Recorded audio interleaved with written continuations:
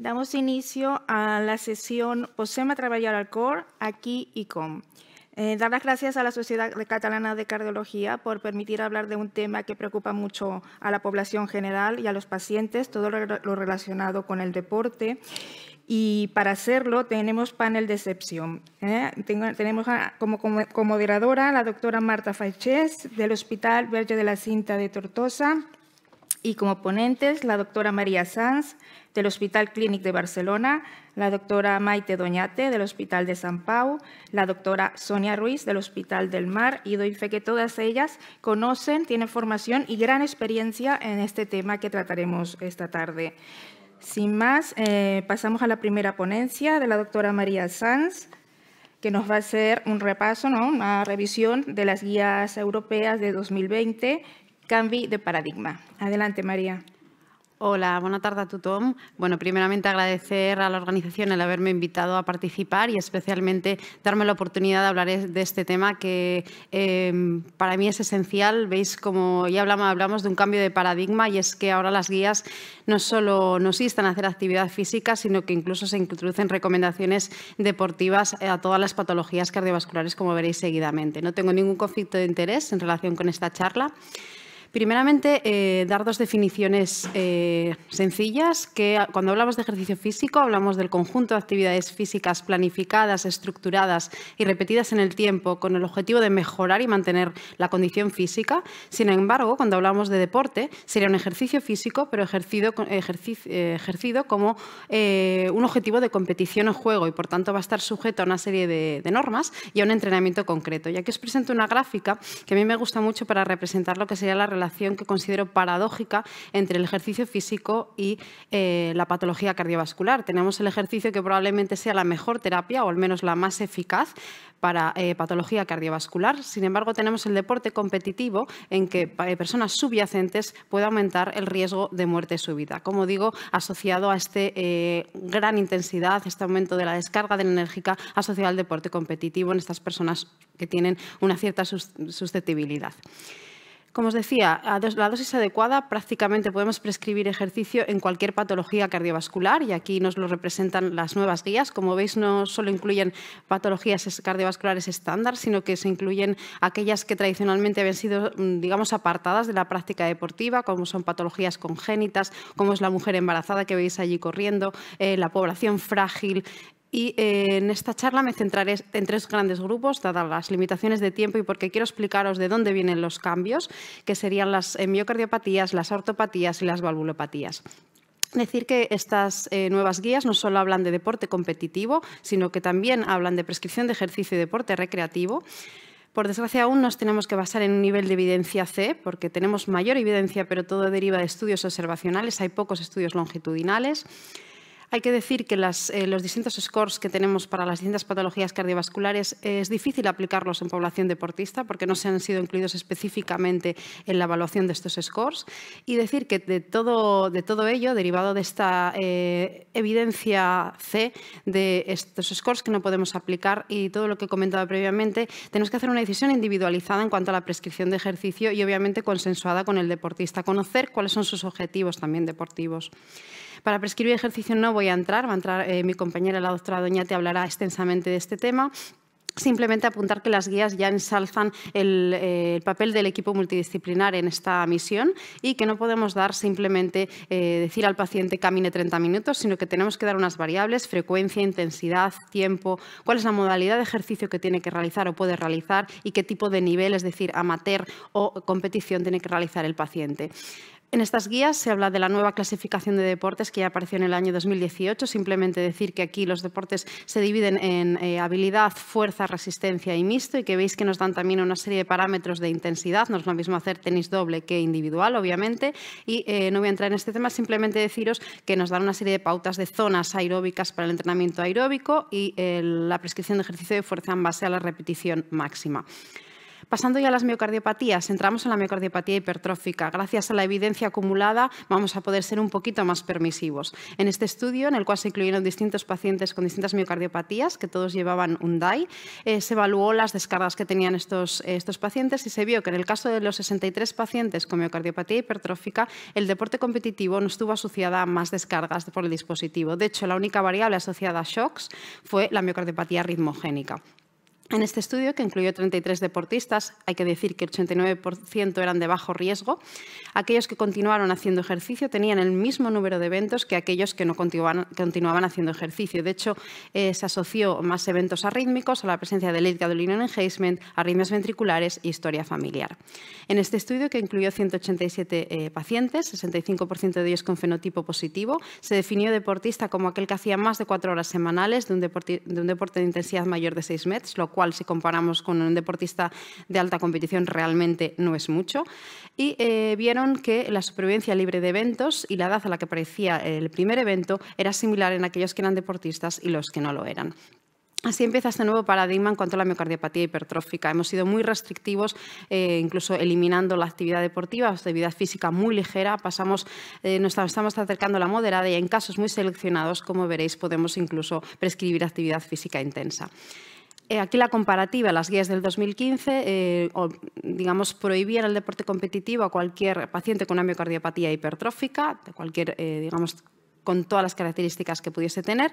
En cambio, en estas guías nos hablan que podrían hacer deporte de alta intensidad aquellos que no tienen ningún factor de riesgo arrítmico, que os presentaré seguidamente, e incluso si tuviesen alguno de estos marcadores de riesgo, se podría valorar la actividad física de baja y moderada intensidad.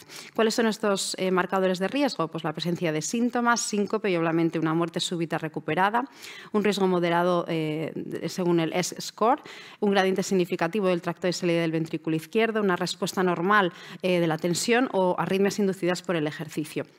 Si tenemos un paciente con un fenotipo negativo, puede hacer deporte competitivo y en todos los casos, como veréis en todas las miocardiopatías, tenemos que seguir estos pacientes que quieren hacer deporte de alta intensidad o incluso de moderada intensidad de forma anual. Y en el caso de los adolescentes incluso se recomienda hacerlo semestralmente. Pasamos a la miocardiopatía ritmogénica. Decir que aquí, por desgracia, tenemos que continuar siendo restrictivos. En este estudio, que se incluyó 85 pacientes con genotipo positivo y fenotipo negativo, aquellos que hacían deporte de resistencia tenían una expresión fenotípica precoz y peor pronóstico. En este estudio, que incluyó 65 pacientes, 45 familiares con genotipo positivo, se definió ejercicio intenso a más de 1.440 MET semana, lo que no es mucho, por ejemplo, en comparativa con un deportista de resistencia que puede llegar a 8.000 y 10.000 a la semana, y se vio que había una correlación negativa entre la dosis de ejercicio y la función del ventrículo derecho. De hecho, solo los que fueron definidos como deportistas requirieron trasplante cardíaco. Aquí dieron un paso más allá, no solo evaluaron lo que sería ser deportista o no, sino los componentes del volumen de entrenamiento, es decir, la intensidad y la duración, y vieron que la intensidad era el factor determinante para los eventos arrítmicos. Y en este estudio, que incluyó 129 pacientes con miocardiopatía ritmogénica, todos ellos con un DAI, 39 por prevención primaria, vieron que la reducción de ejercicio, de la dosis de ejercicio, conllevaba menores eventos arrítmicos. Y esto era especialmente interesante en aquellos que no tenían mutación desmosomal y llevaban el DAI por prevención primaria. Así, en la comparativa, como veis en el año 2015, los pacientes con miocardiopatía ritmogénica no pueden participar en deporte competitivo y así se confirma en estas guías del 2020, pero se abre una puerta a la práctica de actividad física de baja intensidad, unos 150 minutos a la semana, e incluso se consideran unos casos muy seleccionados, sin arritmias en el holter, con una prueba de esfuerzo maximal normal y obviamente sin síntomas, a hacer baja moderada intensidad. Por tanto, nos instan a hacer a todos estos pacientes un holter que incluya una sesión de entrenamiento de actividad física que haga el paciente y una prueba de esfuerzo maximal. Hay que tener en cuenta que también hablan de estos patrones de mutación de alto riesgo que hay que seguir más estrechamente y aquí se nos abre la pregunta de si realmente tenemos que hacer un estudio genético a estos pacientes también como la prescripción de ejercicio. Queda la pregunta abierta en este sentido. Paso a la miocardiopatía dilatada. Bueno, ya sabéis que la práctica de deporte lleva a un aumento armónico de todas las cavidades y que por lo tanto tenemos que hacer el diagnóstico diferencial diferencial correcto ante una miocardiopatía dilatada, pero esperaríamos que los deportistas sanos tuviesen una reserva funcional del ventrículo izquierdo obviamente conservada, y esto es lo que demuestra este estudio que se realizó con resonancia de esfuerzo, en el que vieron que la reserva funcional del ventrículo izquierdo estaba preservada en deportistas sanos, no en aquellos con fibrosis o arritmias y en miocardiopatía dilatada. Tenemos pocos datos entre la relación entre deporte competitivo y miocardiopatía dilatada, la mayor parte derivan de datos de la rehabilitación cardíaca, pero vemos que una dosis de ejercicio adecuada es efectiva y además no aumenta el riesgo arrítmico en estos pacientes. Y realmente las guías en el año 2015 eran un poco ambiguas en cuanto a una miocardiopatía dilatada en un paciente asintomático. Obviamente, si era asintomático no podía competir, y las guías del 2020 son un poco más específicas. Se habla de que se puede hacer incluso actividad física de alta intensidad cuando... simplemente comentar que se puede hacer actividad física de alta intensidad cuando tenemos estos parámetros, que la fracción de eyección está entre el 45 y 50, que no hay eventos arrítmicos, no hay late gadolinium enhancement y la reserva funcional está preservada. Además, se insta a todo paciente con una miocardiopatía dilatada a hacer ejercicio de baja a moderada intensidad. Y nuevamente, como os decía, hay que seguir anualmente a este tipo de pacientes y hay que tener en cuenta que si tienen un fenotipo negativo pueden hacer cualquier deporte competitivo, a excepción de estas mutaciones que os presento ahí. ¿Cuáles son los marcadores de riesgo? Pues tener una fracción de eyección deprimida, un poco los contrarios a los que comentábamos, arritmias ventriculares, un late gadolinium enhancement mayor del 20% en la resonancia o esta mutación que comentábamos. Como os decía, seguir anualmente, semestralmente en el caso de la adolescencia. Aquí nos insta no solo a hacer una prueba de esfuerzo, sino que esta prueba de esfuerzo incluya imágenes, una resonancia de esfuerzo si hay disponibilidad o un eco de esfuerzo, y nos abren nuevamente la puerta al estudio genético y cuál es su misión en la prescripción de ejercicio. Pasando a las valvulopatías, simplemente os presento este cuadro que no pertenece a las guías, es un artículo que ha salido posteriormente que se centra en recomendaciones en valvulopatías. Como veis, he escogido esta imagen porque creo que la escala de colores es muy llamativa y queda muy claro. Si tenemos una estenosis o una insuficiencia mitral o aórtica ligera, podemos hacer cualquier tipo de deporte. Si es una estenosis mitral o aórtica moderada, ya tenemos que reducir a baja moderada intensidad. Si es una insuficiencia mitral o aórtica moderada, podemos hacer moderada, incluso en algunos casos alta intensidad, y obviamente si es severa tenemos una serie de restricciones que luego entraré más en detalle. Hay que decir que estas recomendaciones se basan en experiencia de expertos, no tenemos ensayos clínicos como os decía, y por tanto desconocemos el impacto real que la sobrecarga de presión y volumen asociada a la práctica deportiva de alta intensidad podría tener sobre estas valvulopatías. Me centro ahora en el prolapso mitral, que corresponde al 1,7% de las muertes súbitas en deportistas jóvenes. El prolapso mitral normalmente tiene muy buen pronóstico, pero hay que ver que no tenga una serie de marcadores de riesgo, para lo cual tenemos que hacer una prueba de esfuerzo maximal y un Holter, y en el caso de documentar arritmias se recomienda realizar una resonancia.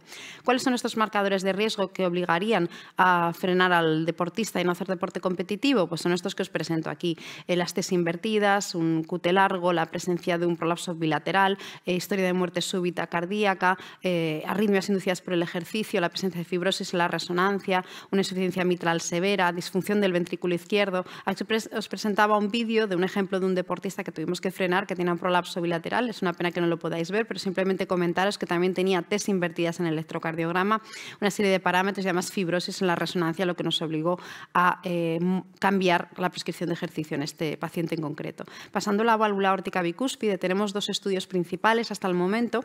Este, publicado en el año 2010, incluyó 88 deportistas con válvula aórtica bicúspide e insuficiencia aórtica ligera, 56 deportistas con una válvula aórtica trivalva. Les siguieron a 5 años y vieron que el aumento de los diámetros aórticos en los deportistas con válvula aórtica bicúspide era similar a lo que estaba publicado en la literatura y no había cambios en cuanto a la insuficiencia. En este estudio es muy interesante porque además de los deportistas con válvula aórtica bicúspide incluyen pacientes con válvula aórtica bicúspide y también hacen un seguimiento, en este caso a 7 años, ven que hay un aumento significativo de únicamente los diámetros de la aorta ascendente, no hay cambios en cuanto a la insuficiencia y los diámetros aórticos en basal son iguales hagas o no deporte. Si tenemos una válvula aórtica bicúspide y no hay dilatación aórtica, la prescripción será lo mismo que si tenemos una insuficiencia. Eso nos tenemos que basar en el grado de insuficiencia o estenosis que tenga la válvula. Y como os decía, si tenemos una insuficiencia aórtica ligera o moderada y tenemos una fracción de eyección conservada, una prueba de esfuerzo normal, podemos hacer cualquier deporte competitivo. Ya tenemos que restringir en el caso, obviamente, de que esta sea severa. Tenemos que volver a evaluar la fracción de eyección y la respuesta al ejercicio, a una prueba de esfuerzo maximal. optimal. Y obviamente, si la fracción de eyección está deprimida o la prueba de esfuerzo induce arritmias, tenemos que restringir la actividad. La disección aórtica corresponde al 1 o 5% de las muertes súbitas cardíacas. La válvula aórtica bicúspide es la ortopatía con menor riesgo, pero aún así aumenta por 8 el riesgo de muerte súbita. Y simplemente quiero mostraros estas dos imágenes. Cuando hacemos deporte competitivo de fuerza, pensar que las maniobras de Valsalva pueden aumentar la tensión arterial hasta estos niveles, 350. Mientras hacemos deporte de resistencia de alta intensidad, puede aumentar hasta 240 más o menos, ¿no? Entonces, esto nos va a llevar a limitar nuestra prescripción de ejercicio de fuerza, como veréis en ortopatías. Tenemos escasos datos en ejercicio y ortopatía. Este estudio incluyó 18 pacientes con síndrome de Marfan, en los cuales se hicieron una rehabilitación cardíaca que incluía entrenamiento aeróbico y de fuerza, basándonos siempre en una tensión arterial sistólica menor de 160, vieron que mejoraba la capacidad funcional, el estado emocional y la calidad de vida sin complicaciones. Y este estudio, que se realizó por nuestro grupo, es un modelo animal Marfan que hacían entrenamiento aeróbico de moderada intensidad, en el cual este tipo de entrenamiento no solo no llevó a complicaciones, sino que llevó a frenar la dilatación aórtica y no se relacionó con un remodelado adverso de la aorta. Y estos pequeños datos que hemos ido viendo han hecho cambiar ligeramente las recomendaciones. Mientras en el 2015 la válvula aórtica bicúspide y dilatación ligera, que se definía como entre 40 y 42, ya se consideraba ejercicio de moderada intensidad, fuerza y aeróbico. Si teníamos una dilatación moderada entre 43 y 45 y colagenopatías sin dilatación, ya se restringía a bajo componente dinámico y estático. Así lo mismo si tras una cirugía aórtica. Y en cambio, en las nuevas guías pues somos un poquito más permisivos. En los de bajo riesgo, una válvula aórtica bicúspide sin dilatación, pueden hacer cualquier deporte competitivo. Si nos pasamos a, digamos, intermedio riesgo, que sería una ligera dilatación de la aorta, que definen como 40-45 en válvula aórtica bicúspide o colagenopatías, se les insta a hacer actividad física de baja, incluso moderada intensidad, pero siempre prefiriendo el ejercicio aeróbico sobre el ejercicio de fuerza. Y obviamente, si tenemos ya riesgo intermedio, entre 45 y 50 válvula aórtica bicúspide, dilatación ligera en las otras colagenopatías, ya se insta a hacer ejercicio de baja intensidad. Y si estamos en muy alto riesgo, pues lo que tenemos que hacer es probablemente operar al paciente. Y en conclusión, decir que el ejercicio físico, la dosis adecuada, es probablemente la mejor terapia cardiovascular y, por tanto, debemos de prescribir ejercicio a todos nuestros pacientes, obviamente de forma individualizada y precisa. Las recomendaciones actuales para el ejercicio de miocardiopatías aún se basan en consenso de expertos, pero cada vez tenemos más evidencia, lo cual nos permite ser más permisivos en miocardiopatía hipertrófica, pero nos confirman la restricción de miocardiopatía arritmogénica y dilatada con genotipos asociados a alto riesgo. Desconocemos el impacto que la sobrecarga de volumen y presión asociada al ejercicio puede suponer sobre la patología valvular, aunque parece que es menor. El ejercicio de alta intensidad se permite en insuficiencia ligera, moderada mitral y estenosis ligera.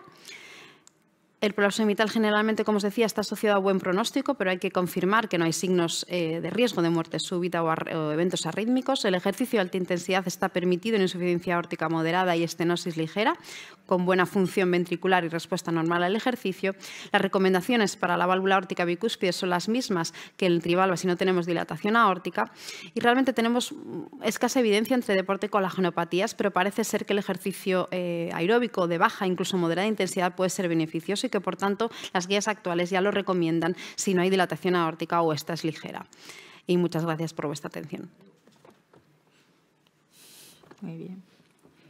Molt bé, doncs tot seguit continuarem a la xerrada de la doctora Maite Doñate de l'Hospital de Santa Creu i Sant Pau, prescripció personalitzada de l'exercici. Com fer-ho?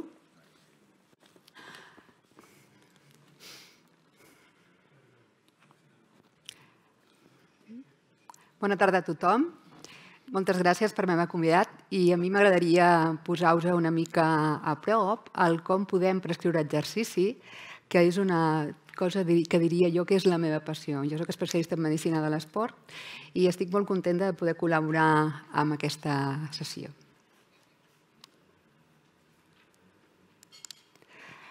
Començo la presentació i veieu que hi ha un esquema que acaba de sortir. Jo estava segura que la Maria el posaria perquè és un esquema molt aclaridor de tots els participants que inclouen la prescripció d'exercici.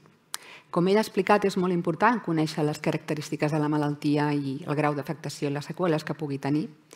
I, evidentment, és molt important el risc específic del pacient, que inclou l'edat, les comorbilitats i la presència de factors de risc cardiovascular. Però és molt, molt important involucrar el pacient en la prescripció, perquè si no l'involucrem i no el fem partícip directe, la prescripció podem fer-la, però potser no serà gens efectiva perquè no la seguirà. I ha d'incloure els seus desitjos i sobretot també l'experiència prèvia que pugui tenir. Ja ens podem trobar pacients que prèviament al debut de la malaltia ja tenien experiència, coneixen bé com són les sensacions que s'han de tenir fent exercici i és molt important preguntar què els agradaria fer. I els que no, doncs, evidentment també, perquè uns es veuran en una situació molt més clarificada que amb altres i és la clau de l'adherència, que ja sabem que és el punt més dèbil de la nostra prescripció a llarg termini. Per tant, així podrem fer una bona individualització i dissenyarem bé un programa que portarem bé a terme. Primer de tot, evidentment, hem de fer una mica d'avaluació prèvia i això dependrà sobretot del que ja sabem del pacient. Molt important repassar amb ell si existeix la presència d'aquests símptomes que hi ha davant de l'activitat física, de l'exercici físic. Si ha seguit algun cop un dolor precordial fent exercici, si té una dísnia que sembla estranya amb una baixa o moderada intensitat, si es cansa massa, si ha tingut un síncope o un presíncope, o si sent palpitacions o alteracions del ritme quan fa qualsevol activitat física. També hem de tenir una història clínica ben actualitzada i en el cas que sigui una persona que té factors de risc cardiovascular, però potser encara no hem debutat amb una malaltia cardíaca, assegurar on està aquesta puntuació d'escore de risc. A més, podem tenir exploracions complementàries que poden ser interessants i que les haurem de requerir probablement a major severitat de la malaltia o si l'individu té un desig de fer un exercici de més intensitat o fins i tot competitiu. Una molt important és la prova d'esforç i és molt important, com ja ha comentat abans la doctora Sant, que sigui màxima. Tenim la prova d'esforç convencional, que ens ajuda a aclarir si tenim alguna malaltia que pugui alterar el pronòstic de l'exercici. La cardiopatia isquèmica normalment és la patologia que més descarta, però ja sabem que és poc sensible si la malaltia isquèmica és lleu o moderada. La presència d'arrítmies també és molt important d'avaluar i la resposta cardiovascular de l'exercici, que és, evidentment, la resposta de la freqüència cardíaca a la tensió arterial. I després tenim la CPET, que és una prova més sofisticada, que inclou estudi respiratori i que mesura una sèrie de paràmetres que tot seguit comentarem i que, sobretot, trobo que és molt indicada si el que volem fer és una prescripció molt individual perquè podem determinar unes zones metabòliques que ens ajudaran a prescriure el treball. Evidentment, podem necessitar altres exploracions si tenim dubtes davant de les exploracions prèvies que hem pogut fer, com pot ser l'ESPEC, o pot ser el TAC coronari, l'eco d'estrès o la ressonància cardíaca. I ara aclarirem una miqueta per què podem utilitzar la CPET, la prova cardiopulmonar. Té una sèrie de paràmetres que són d'interès per l'entrenament, també té uns paràmetres que són pronòstics i que ara no comentarem, pronòstics de malaltia, però ja coneixem tots que el consum d'oxigen és el gol estàndard del càlcul de la capacitat funcional. Molt interessant és el conèixer el pols d'oxigen perquè és una estimació de la funció sistòlica que pot estar alterada en algunes malalties. I també molt interessant els llindars ventilatoris. Tenim dos llindars. El primer llindar ventilatori és el que ens dona la màxima eficiència de les vies oxidatives, és a dir, a quin moment comencem a ser molt rentables des del punt de vista energètic. I això normalment ho trobem al 40-50% del consum màxim d'oxigen en els sedentaris i més amunt, probablement, a les persones que ja fan exercici. I el segon llindar ventilatori és el que ens explica quan tenim una demanda energètica molt elevada del punt de vista muscular i un ús més prioritari de la glucòlisi, que aquí li hem posat anaeròbica, però voldria recordar que la glucòlisi en general, en principi, és una sèrie de reaccions químiques que no necessiten presència d'oxigen. El que passa que li posem el cognom anaeròbic perquè és amb la situació metabòlica que la trobem. Aquesta demanda energètica implicaria un punt en el que ja som ineficients, per dir-ho així. I això es troba en general al 65-75% del consum màxim d'oxigen sedentaris i normalment al voltant del 80-85% en persones que ja fan exercici. Amb totes aquestes dades podem estructurar millor l'entrenament en zones. Tenim, com ho deia, dos nivells. El primer nivell, que seria el primer llindar, el segon nivell, que seria el segon llindar, i llavors podríem estructurar una sèrie de fases d'exercici en els dos nivells i en la zona intermitja i en progressió en funció d'una sèrie de objectius aconseguits que podien plantejar-se en períodes de temps que podien anar en 1 o 2 setmanes en progressió. Però això depèn del disseny del programa i del temps que tens per poder-ho posar en marxa.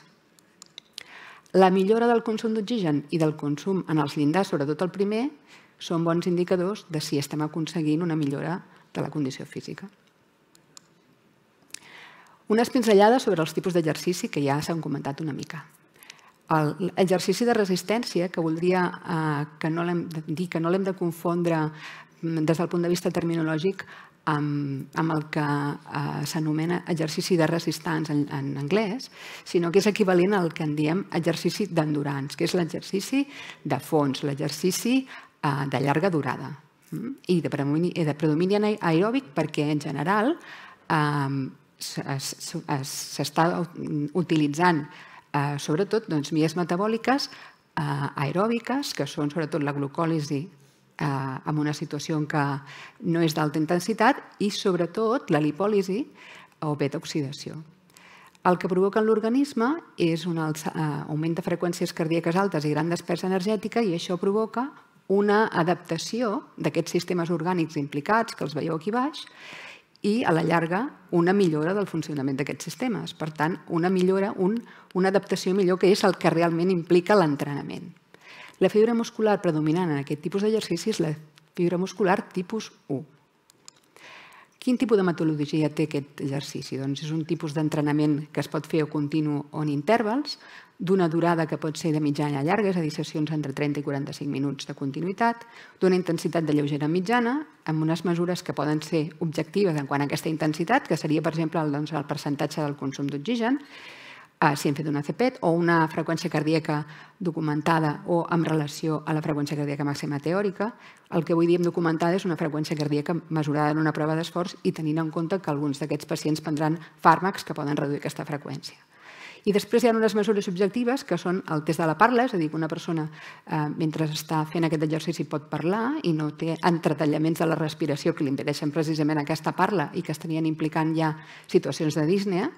I, per exemple, l'escala de Borg, que també és molt interessant, que ens ajudaria a quantificar aquest exercici, i són exercicis que es mouen amb una escala del 0 al 20 a la zona del 10 al 14. És a dir, se senten com una mica pesats. La freqüència entre 3 i 5 dies a la setmana i, en general, es considera que perquè sigui eficient haurien de fer un mínim de 150 minuts a la setmana. El segon tipus d'exercici, l'exercici de força, o que en anglès fa servir la paraula resistance. Per això comentava que hem d'intentar no confondre quan llegim literatura. També anomenat de predomini anaeròbic, amb menor ús del sistema respiratori i menor despesa energètica i amb ús predominant de la glucòlisi anaeròbica. Actuen les fibres tipus 2. Metodologia. Doncs el tipus en tenim 3. El concèntric amb escurçament muscular, l'excèntric amb allargament muscular i l'isomètric sense canvi en la llargada muscular. Les durades de les sessions normalment són més curtes, entre 20 i 30 minuts, treballant per grups musculars diferents, intensitats de moderada a alta, és a dir, el pacient ha de sentir que li costa una mica fer l'exercici, i en general entre el 50 i el 75% de la força que es podria fer amb una sola repetició, és a dir, el pes màxim que es pot aixecar un cop. S'hauria de recomanar fer entre 8 i 10 repeticions i la freqüència de 2 o 3 cops a la setmana descansant entre sessions. És a dir, l'endemà de fer una sessió de força, millor no fer-ne una altra. I volia fer unes pinzellades sobre un tipus d'exercici que s'està posant molt de moda, que és l'exercici intervàl·lic d'alta intensitat. Això consisteix en episodis repetits d'exercici d'intensitat alta i de curta durada, que s'intercalen en períodes de recuperació activa de baixa intensitat. Metabòlicament és un híbrid, és a dir, es trobaria en la franja més alta, molt a prop del segon llindar ventilatori. I pot reclutar fibres musculars del tipus 2, però això produeix el que en diem deute d'oxigen post-exercici. És a dir, si tu estàs treballant estones molt a prop de la zona anaeròbica o per sobre de la zona anaeròbica, estàs produint molts ions hidrogenions que després s'hauran d'alguna manera de compensar. I això es compensa a posterioritat gastant oxigen. I això és la deuta d'oxigen, que en el fons no és dolent, perquè també serveix per gastar greixos, per exemple, que és una cosa superinteressant de cara a l'exercici. El que sí que és un exercici que d'entrada es recomana evitar en pacients que estiguin inestables cardiovascularment perquè té més risc arritmogènic. tenim aquí un petit esquema de com es poden dissenyar aquestes sessions. De fet, dintre del que són els exercicis d'alta intensitat, hi ha diferents subtipus, uns que treballen a més alt volum que altres i uns que fan sessions més curtes que altres. Per tant, això també és una mena de hàndicap a l'hora de receptar aquest tipus d'exercici, perquè has de saber molt bé el que receptes, i també a l'hora de fer estudis comparatius, si aquests estudis comparatius no han utilitzat els mateixos tipus d'exercici de HIIT, doncs tampoc són gaire comparables. I això a la literatura ens ho trobem. Com seria un disseny estàndard d'un programa? Doncs ha de tenir en compte, com es comentava abans per la doctora Sanz, que ha de tenir una durada, una intensitat i després un temps global de durada. La durada segons el tipus d'entrenament que estiguem dissenyant. La intensitat, els exercicis en general de resistència, almenys 3 sessions setmanals i els de força 2 sessions setmanals. El temps de durada, entre dies a la setmana, ideal 5 dies a la setmana, combinant els diferents tipus d'exercicis, almenys 3. I total, perquè sigui una miqueta eficient, almenys un mínim de 12 setmanes seguides. Tenim aquí un esquema d'un model estàndard de programa, que evidentment es podria modificar molt per dalt o per baix, és a dir, per més intensitat o menys, o per més durada o menys, en funció del tipus de pacient que tenim, però que podria consistir, per exemple, com veiem, un escalfament de 5 minuts amb un 50% del consum màxim d'oxigen. Una sola sèrie. Una part central de treball, que és el treball continu, que podria ser de 30 minuts continu o, en canvi, podríem fer treball intervàl·lic, que faríem sessions de sèries de 2 minuts amb descansos d'1 minut alternatiu i després ha d'haver una estona de recuperació. I després a sota veieu un esquema de treball de força, treballant amb grups musculars principals i treballant més o menys el 50% de la intensitat. Amb 10 repeticions i descansos entre sèries de 2 minuts, fent 2 sèries de cada grup muscular. Per acabar, pràcticament, precaucions en tot cas. Riscos. Riscos d'isquèmia. Podem tenir lesions silents en repòs que es fan evidents en esforç per augment de demanda d'oxigen. Podem tenir més risc de trombosi perquè està augmentat en presència de factors de risc cardiovascular. Tenim més risc d'arrítmies perquè, a més, l'adrenalina és proarrítmica i està augmentada, evidentment, en l'exercici. Tenim més acidosis, tenim més alteracions electrolítiques i tot està més relacionat amb l'exercici de més alta intensitat. Riscos hemodinàmics s'ha de preveure aparició de signes congestius, sobretot en pacients d'insuficiència cardíaca, hipotensió en esforç o posesforç en presa de fàrmacs hipotensors, que són molt freqüents precisament en aquests pacients. Risc hemorràgic per fàrmacs, pacients que necessiten portar anticoagulants, en els esports de més risc d'impacte o per caiguda o per contacte. I risc de ruptura vascular, sobretot a l'aorta o artèries cerebrals, associat a l'increment de pressió arterial o de trauma, sobretot si la patologia prèvia del vas principal, com pot ser l'aorta, ja estava present. I finalment, risc d'accident en cas de risc de síncope i sobretot agreujat en esport de velocitat, aigua i alçada. I per acabar, recordar que per fer una correcta prescripció cal escoltar el punt de vista del pacient, cal tenir la situació clínica del pacient ben actualitzada, utilitzar la prova d'esforç preferentment si es té a disposició la CPET per indicar intensitat d'exercici de resistència, si tens una gran severitat de cardiopatia o factor de risc cardiovascular, si desitges fer exercici d'alta intensitat o competitiu. Molt important individualitzar el disseny del programa d'entrenament i tenir presents els possibles riscos. I moltes gràcies. Moltes gràcies, doctora Doñate. I finalitzarem la nostra sessió amb la doctora Sònia Ruiz de l'Hospital del Mar, que ens parlarà sobre mites y realidades de la rehabilitación cardíaca. Buenas tardes a todos. Cuando me propusieron el título de mitos y realidades en la rehabilitación cardíaca, me planteé en qué contexto buscar estos mitos y estas realidades. Y creo que me parecía lo más correcto hacerlo en el supuesto caso de que existiera una rehabilitación cardíaca, porque, como todos sabemos, no es así, y la primera realidad imprescindible que no da lugar a mitos es que la rehabilitación cardíaca tiene una indicación 1A en todas las guías de actuación de práctica clínica, lo sabemos todos, y a pesar de que tiene una indicación tan clara que no pondríamos en duda en cualquier otro tratamiento o intervención, la realidad preocupante es que no es así.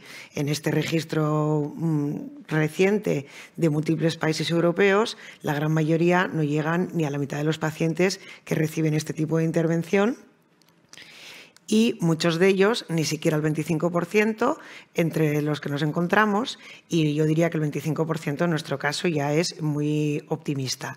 Por lo tanto, partiendo de esta realidad que no podemos discutir y no da lugar a mitos, los mitos que me gustaría comentar son aquellos que van apareciendo o que se escuchan o que creemos una vez que ya tenemos un programa de rehabilitación cardíaca. Primer mito que se me ocurrió.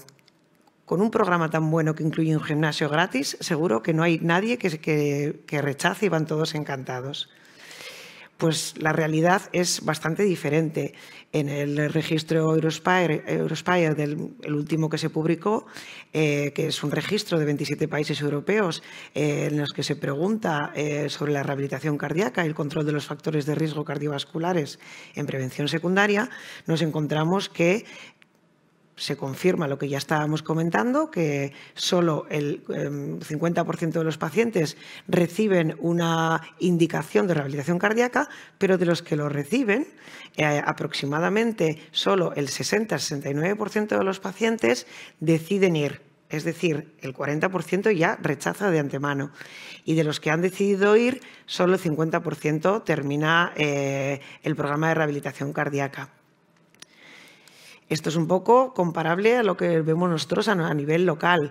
De los 497 pacientes que hemos analizado en esta serie, de primeras ya un tercio de los pacientes nos dijeron que el programa que estaba muy bien, pero que ellos rechazaban participar, y de los que aceptan participar inicialmente no lo terminan muchos. Por lo tanto, al final el 50% de los pacientes después de un síndrome coronario agudo que ingresamos en nuestro hospital por un motivo u otro no realiza la rehabilitación cardíaca. Los motivos son muchos. En este registro, de nuevo, de varios países europeos, ponen como primeros motivos el bajo nivel socioeconómico, la edad, no considerar que le va a aportar beneficios hacer la rehabilitación cardíaca y las comorbilidades. A pesar de que el género, en este caso el ser mujer, en este registro aparece bastante atrás, sorprende porque en la mayor parte de las revisiones científicas publicadas que tenemos, el ser mujer ya es un motivo para participar muchísimo menos en los programas de rehabilitación cardíaca. Segundo mito. Lo hacemos todo muy bien. Con la asistencia que tenemos actualmente, controlamos los factores de riesgo sin ningún problema. Realidad. Basada de nuevo en registros europeos, en este caso, basada de nuevo en el registro europeo, en este caso de nuevo el Eurospire. En cuanto a obesidad, pacientes que mantienen una obesidad fuera de los rangos aceptables, la tercera parte, después de un síndrome coronario agudo. En cuanto al cese del hábito tabáquico, más de la mitad de los pacientes siguen fumando después de un infarto. En cuanto a la actividad física recomendada, un tercio de los pacientes no llega al mínimo. Y en cuanto al control del colesterol, andamos más o menos por el 30% que estaba dentro de los niveles objetivo. Esto también lo vemos en el control de la diabetes, en las que después de un síndrome coronario agudo, el 43% de los pacientes no tiene niveles objetivo de hemoglobina glicada. A nivel más local, exactamente igual. Estos son los datos que vimos en nuestra zona de referencia antes de iniciar unas estrategias protocolizadas para mejorar precisamente estos resultados, pero son muy comparables a los que se publican en la literatura en general. Y es que aproximadamente un tercio de los pacientes está dentro de los parámetros adecuados que se recomiendan después de un síndrome coronario agudo. Los motivos, si preguntamos fundamentalmente a los compañeros, es decir, al personal sanitario, el motivo, esto también a nivel de varios países europeos. El primer motivo que se muestra es la falta de programas de rehabilitación cardíaca. Otro motivo bastante nombrado es la falta de estructura para un seguimiento del paciente al año posterior del infarto, pero llama mucho la atención que también muchas personas pertenecientes a la sanidad comentan que el motivo es que no están convencidos de la importancia del control de los factores de riesgo. Pasamos al tercer mito, y es que si ya hacían ejercicio antes del evento no necesitarán la rehabilitación cardíaca. Este mito yo creo que ya cae por su propio peso, porque la rehabilitación cardíaca no es exclusivamente hacer ejercicio, sino es control de los factores de riesgo y soporte psicológico después de un evento cardiovascular. Pero si ya solo nos centramos en el tema del ejercicio físico, nos olvidamos y decimos esto de la kinesofobia, que es un término que lo que describe es un miedo irracional a hacer ejercicio físico por temor o por terror a repetir un evento o a tener dolor. Esta kinesofobia se ha descrito más en otras patologías, pero ya tenemos un estudio que lo ha estudiado precisamente en pacientes después de un síndrome coronario agudo. Se comprueba a los 6 meses de haber tenido un infarto que un 20% de los pacientes muestran un alto nivel de kinesofobia, es decir, miedo a poder hacer ejercicio, por lo tanto no lo hacen. Y esto se relaciona con un mayor perímetro abdominal, una menor participación en programas de rehabilitación cardíaca, una menor calidad de vida y no solo se relaciona con estos datos que ya nos indican que el paciente tendrá peor pronóstico, sino que se ha demostrado que se relaciona con un aumento de los eventos cardiovasculares mayores en el seguimiento. Además, en este estudio que lo que hacía era, mediante un cuestionario, detectar la ansiedad de tipo cardíaco, que se divide en 4 subescalas. La subescala que precisamente se relaciona con evitar el ejercicio físico es la única que independientemente se relacionaba con un aumento del riesgo de eventos cardiovasculares mayores. Es decir, el paciente puede haber hecho mucho ejercicio previamente, pero presentar un impacto psicológico lo suficientemente importante como para no realizar ninguna actividad física posterior. Y esto precisamente un programa de rehabilitación cardíaca de una manera controlada en un gimnasio con personal sanitario puede ayudar a disminuir el riesgo de que esto ocurra. Pasamos al cuarto mito, que es las mujeres tienen menos riesgo. La realidad incuestionable es que, a pesar de que efectivamente hay menos mujeres que ingresan por un síndrome coronario agudo que hombres, si miramos solo a las mujeres, la muerte cardiovascular es la primera causa de muerte en este país, por encima de las neoplasias, a diferencia de los hombres. Por lo tanto, solo por este motivo ya tenemos que tener en cuenta que no es algo banal o poco habitual en mujeres.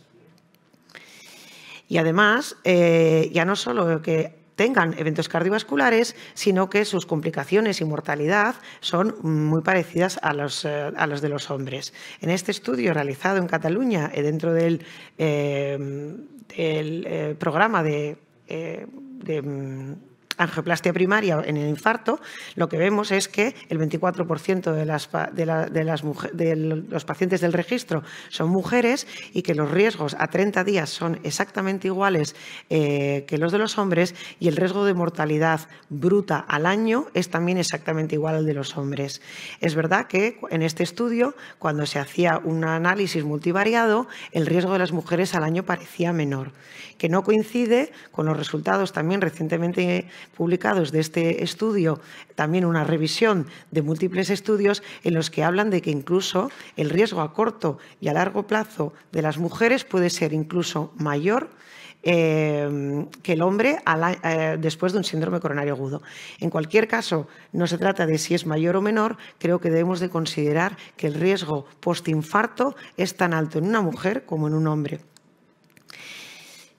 Y esto, además, lo tenemos que tener en cuenta porque a día de hoy no estamos haciendo las cosas igual en cuanto a hombres o a mujeres.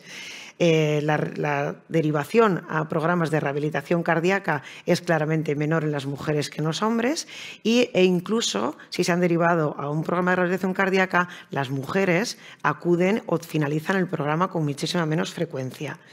El ser mujer simplemente ya es un factor de riesgo independiente de no realizar un programa de rehabilitación cardíaca, con consecuencias pronósticas, porque en este registro, que es de más de 25.000 pacientes realizado en Australia, el pronóstico de las mujeres que no se derivan a rehabilitación cardíaca, que es la línea discontinua roja, es el peor de todos, incluso peor que el pronóstico de los hombres que no se han derivado a la rehabilitación cardíaca. Mientras que las mujeres que sí que han ido a la rehabilitación cardíaca, que es la línea roja continua superior, igualan su riesgo a largo plazo al de los hombres que han ido a la rehabilitación cardíaca. Por lo tanto, no debemos de reducir o subestimar el riesgo de las mujeres después de un síndrome coronario agudo. Y ya pasamos al quinto mito, que es que la rehabilitación cardíaca es cara, que puede ser un motivo por el que pensamos que puede ser complicado hacerla o instaurarla. Hay múltiples estudios de coste-efectividad de la rehabilitación cardíaca y todos ellos demuestran que la rehabilitación cardíaca es coste-efectiva. No los voy a nombrar, simplemente dos hechos. En este estudio, también realizado en el ámbito de Cataluña, el coste médico de un evento cardiovascular es de más de 12.000 euros, y esto ya en el 2011. Si sumamos el coste de pérdidas de productividad, etcétera, aumenta a más de 15.000 euros. Con un segundo evento, este gasto se aumenta hasta 22.000 euros. La rehabilitación cardíaca un año posterior al infarto tiene aproximadamente un coste de 500 euros. Esto creo que ya hace que este mito lo podamos olvidar completamente. Y ya, para finalizar, el último mito, y es que la rehabilitación cardíaca es una indicación exclusivamente para pacientes con cardiopatía isquémica. La realidad es que las guías de actuación clínica, ya no solo en este caso, pues las americanas, las europeas, etcétera, aconsejan rehabilitación cardíaca para cualquier intervención cardíaca, ya puede ser revascularización coronaria como recambio valvular aórtico, por supuesto, y de todos conocido con muchísima evidencia en la insuficiencia cardíaca con fracción de eyección disminuida, cada vez más también con fracción de eyección preservada, e incluso se recomienda rehabilitación cardíaca posterior al implante de un dispositivo. Más reciente, vamos teniendo también muchas evidencias en cuanto a la fibrilación auricular, que incluso controlar los factores de riesgo, sobrepeso, los tradicionales factores de riesgo cardiovascular, puede ser incluso más efectiva en la fibrilación auricular paroxística que hacer una ablación. Por lo tanto, ya se están introduciendo en las guías la importancia, en este caso con una indicación 1B, de controlar los factores de riesgo cardiovascular. E incluso en poblaciones, digamos, añosas y frágiles, como pueden ser los pacientes portadores de TAVI, aunque cada vez serán menos añosos con las nuevas indicaciones que no son tan restrictivas, también tenemos evidencia que realizar rehabilitación cardíaca, en este caso, mejora el pronóstico a los 6 meses después del implante. Por lo tanto, en realidad debemos de pensar que no hay ninguna patología cardiovascular que no se pueda beneficiar de un programa de rehabilitación cardíaca. Como conclusiones, creo que teniendo en cuenta las realidades, necesitamos diseñar estrategias para aumentar la aceptación. Ya no hablo de implementar programas de rehabilitación cardíaca, ya digo que esto ya sería lo ideal, pero incluso con programas de rehabilitación cardíaca hay problemas para conseguir una aceptación suficiente de participación en el programa de rehabilitación cardíaca, y también estrategias dentro de los programas de rehabilitación cardíaca para mejorar el control de los factores de riesgo. Y creo que necesitamos tener un especial interés en las mujeres que han tenido un síndrome coronario agudo. Es importantísimo valorar el impacto psicológico del evento cardiovascular, porque puede tener consecuencias ya no solo de calidad de vida, sino pronósticas, conocidísimas, ya no solo la ansiedad y la depresión, sino el rechazar hacer ejercicio físico por miedo. Y, por último, que en un mundo ideal esta intervención debería ser necesaria y podríamos tener que poder ofrecerla en cualquier caso a todas las patologías cardíacas. Muchas gracias. Las ponentes se han ajustado estupendamente al tiempo y tenemos un un espacio más para hacer debate y os recuerdo que podéis enviar las preguntas que serán aquí contestadas. Comenzamos con el debate. Marta, adelante. Sí, jo volia començar per la doctora Sanz, perquè sabem que hi ha un American Heart que parlava sobre els pacients que porten dispositius i com l'exercici no només millora l'hemodinàmica, sinó que disminueix les teràpies inapropiades. Llavors, volia saber una miqueta al vostre centre quina experiència teniu amb tot això i si ajusteu alguna cosa de l'exercici en aquest tipus de pacients. Bueno, nosotros, de hecho, en el programa de rehabilitación cardíaca tenemos un 30% de los pacientes que tienen insuficiencia cardíaca o pacientes congénitos con dispositivos. De hecho, los congénitos llegamos incluso al 40%, sea DAI Resincro, marcapasos. Y obviamente tenemos que ajustar un poco el ejercicio en base a los dispositivos que tenemos delante, ¿no? Entonces, como bien dicen las guías, nosotros siempre ajustamos en base, tiene que estar 15 20 latidos por minuto de lo que sería la zona de terapia. Esto es lógico para evitar siempre ajustar el ejercicio aeróbico en este sentido. Y la verdad es que no nos hemos encontrado ningún problema. En el caso del DAI Resincro, sí que es verdad que no sabemos qué ocurre o qué implicaciones podría tener sacarle de la zona de terapia del Resincro, aunque estemos por debajo de la zona del shock, pero nosotros le sacamos de por ejemplo, 120 latidos por minuto que esté prescrito la resincronización, pero le sacamos del resincro y realmente ellos no notan ningún efecto. Realmente el tiempo que están en esa fase puede ser 30-40 minutos durante la rehabilitación cardíaca. Esto es una pregunta que nos hacemos y que realmente yo creo que la literatura no ha respondido. Y sí que nos hemos encontrado quizá más limitaciones en pacientes congénitos, porque lógicamente tienen una frecuencia cardíaca, son gente más joven, tienen una frecuencia cardíaca más alta y en concreto, por ejemplo, en un paciente que lleva un marcapasos es una tetralogía de Fallot, que tiene un marcapasos ya desde los 5 años por un bloqueo AV21. Nos encontramos que, claro, al prescribirle ejercicio a 150, de repente el marcapasos pues, se bloqueaba y la verdad es que lo alcanzaba rápidamente y no pudimos tampoco modificarlo mucho en este sentido por problemas de la propia patología y es en donde tenemos más limitación en este tipo de pacientes. Pero obviamente insto a todos los pacientes que tienen dispositivos a hacer, digamos, actividad física y lo que sí tenemos en cuenta ahora y realmente se han empezado un poco a variar esta prescripción de ejercicio en cuanto a, por ejemplo, nadar, las limitaciones que tenemos en cuanto a los dispositivos, el movimiento de nadar o, por ejemplo, hacer deportes de posible impacto como puede ser el fútbol. Tenemos algunos deportistas, personas congénitas que les encantaba hacer fútbol con sus amigos y que se han visto con la limitación al ponerse el dispositivo. Pues se utilizan unos chalecos de protección para que pueda realizar esa actividad. En el caso de la natación, pues obviamente hay que modificar lo que se hace, se sigue haciendo terapia en agua, o sea, ejercicio físico en agua, pero quizá no con los movimientos, obviamente, de braza o de crawl. I esto es lo que tenemos en este momento. Molt bé, i seguim amb la doctora Doñate, que ens ha parlat una miqueta de la prescripció personalitzada a l'exercici. I jo voldria posar-li un exemple que tenim tots a la nostra consulta, d'aquell pacient que és una perita en dulce, no?, de 80 anys, que té un Bartel de 100 i que té un índex de fragilitat molt baix. En aquests pacients els incloïu també als programes de rehabilitació? Evidentment s'ha de personalitzar, com dèiem, però una de les coses que més important és amb els pacients fràgils és el treball de força.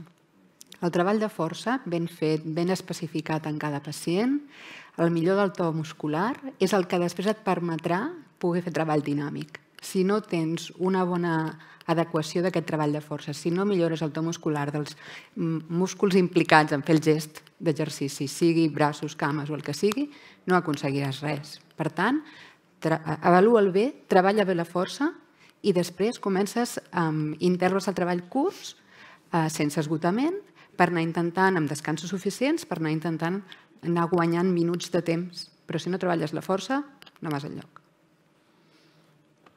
Molt bé, i doctora Ruiz, ens ha agradat molt això de la temor a l'exercici, la quinesofòbia. Tots tenim almenys algun pacient que després d'un event coronari, sobretot jo crec que som els pacients més joves que tenim més temor en aquests episodis. Com podríeu millorar la temor en aquests pacients? Què els hi podríem fer? Compteu en psicòlegs al vostre centre que els ajuden a minimitzar aquests símptomes?